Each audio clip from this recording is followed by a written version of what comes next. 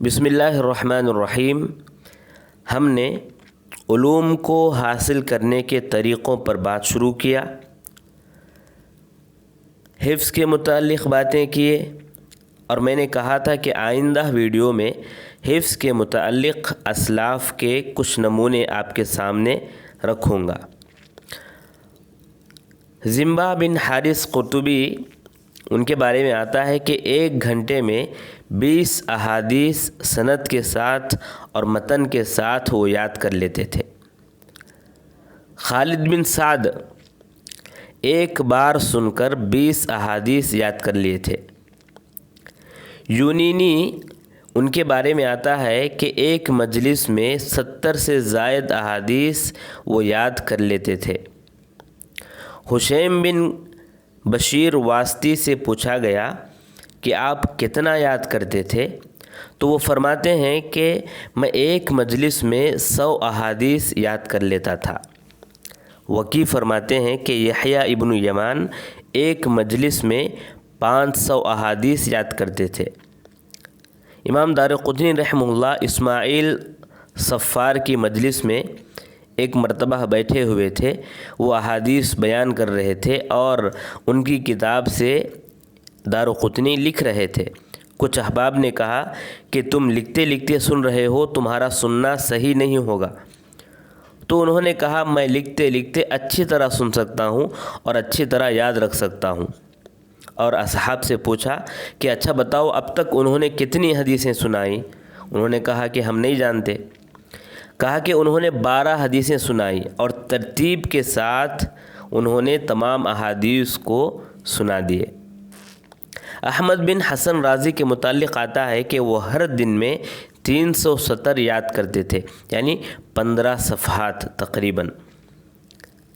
ابن العربی المالکی کے متعلق آتا ہے کہ ہر دن 17 ورق یاد کرتے تھے، 17 صفحے یاد کرتے تھے۔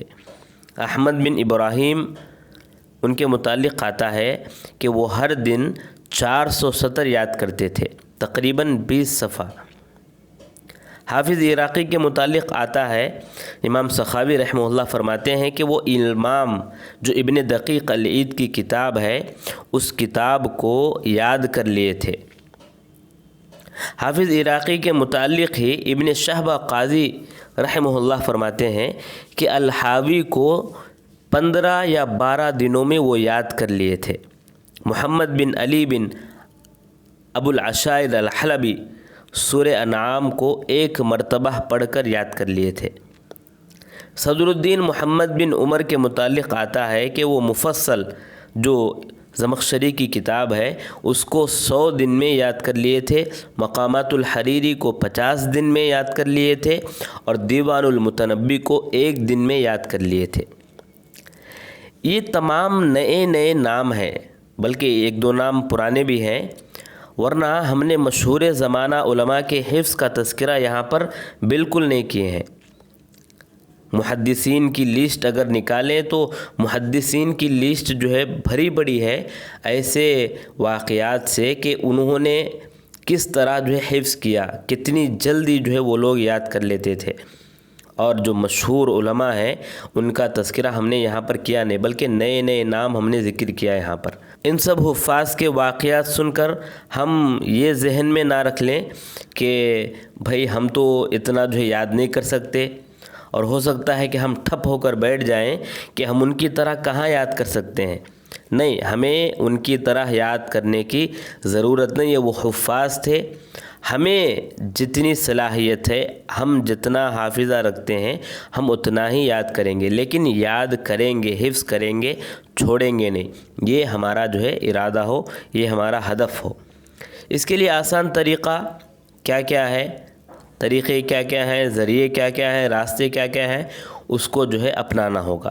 تھوڑا کر کے انسان یاد کرے تو بہت آسانی کے ساتھ انسان یاد کر سکتا ہے۔ اور اسلاف میں بھی کئی اسلاف کے متعلق یہ آتا ہے کہ وہ بھی مسائل کو ایک کر کے حاصل کرتے تھے۔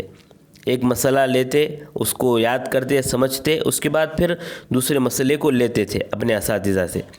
تو کم کم کر کے حفظ کرنا بھی یہ بھی ایک اچھی عادت ہے، بلکہ آج بھی افریقہ کے جو طلباء ہیں وہ آج بھی مدرسے میں جو پڑھتے ہیں تو باقاعدہ کتبے میں وہ لوگ پڑھتے ہیں، اساتذہ ان کو لکھ کر دیتے ہیں یا خود وہ لوگ لکھتے ہیں، ایک کتبہ پڑھے اس کو یاد کرتے ہیں، چاہے قرآن کی بات ہو یا دوسری چیزوں کی بات ہو، ایک کتبے میں جو لکھا ہوتا ہے اس کو یاد کرتے ہیں، اس کو یاد کرنے کے بعد پھر دوسرا کتبہ نکالتے ہیں، اس کو پھر یاد کرنے کی کوشش کرتے ہیں۔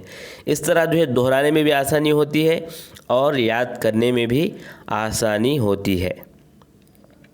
اسی لیے ہم اگر علماء کے اقوال یا پرانے جو ہمارے اسلاف ہیں ان کے اقوال دیکھیں تو انہوں نے اپنے اشعار میں، اپنے اقوال میں، اپنی باتوں میں بہت ساری جگہوں پر انہوں نے کہا کہ آدمی جو ہے حفظ زیادہ کرے وہ اس کے لیے بڑا ہی جو ہے مفید ثابت ہوتا ہے۔ محمد بن ہبۃ اللہ المکی فرماتے ہیں کہ وَمِنْهُ مَا تَنْقَسِمُ الْأَجْسَامُ فَاحْفَظْ فَكُلُّ حَافِظٍ إِمَامٌ، کہ اسی حفظ کے ذریعے سے انسانوں میں فرق کیا جاتا ہے، لہذا تم یاد کرو، حفظ کرو کہ ہر حافظ امام ہوتا ہے۔ ابن الجزری رحمہ اللہ فرماتے ہیں اپنے ایک شعر میں کہ وَبَعْدُ فَالْإِنسَانُ لَيْسَ يَشْرُفُ إِلَّا بِمَا يَحْفَظُهُ وَيَعْرِفُ، کہ انسان جو جانتا ہوتا ہے اور جو یاد کیا ہوتا ہے اسی سے عزت دیا جاتا ہے، اسی سے اس کی عزت کی جاتی ہے۔